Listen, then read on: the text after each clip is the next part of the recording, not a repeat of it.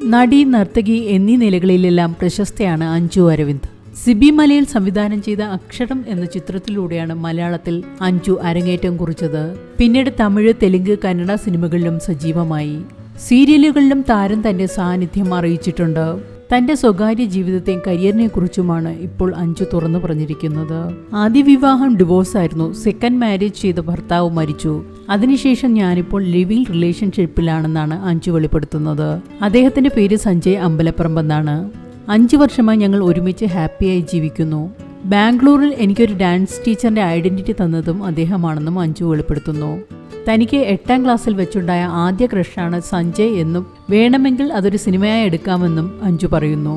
ഞങ്ങൾ ഒരുമിച്ച് കണ്ട 96 എന്ന സിനിമ വളരെ ഇഷ്ടമാണ്. ആ സിനിമ കണ്ടപ്പോൾ സ്കൂളിലെ ദിനങ്ങൾ ഓർമ്മ വന്നു. ഞാൻ അദ്ദേഹത്തെ ആദ്യമായി കണ്ടത് ഒരു ഡാൻസ് ക്ലാസ്സിൽ വെച്ചാണ്. അക്കാലത്ത് മൊബൈൽ ഫോണില്ല. പിന്നെ ഞങ്ങൾ 2 വഴിക്കായി പിരിഞ്ഞു. അവസാനം വീണ്ടും ഒന്നിച്ചു. സഞ്ജയ് ഡാൻസറാണ്. IT മേഖലയിലായിരുന്നു ജോലി ചെയ്തിരുന്നത്.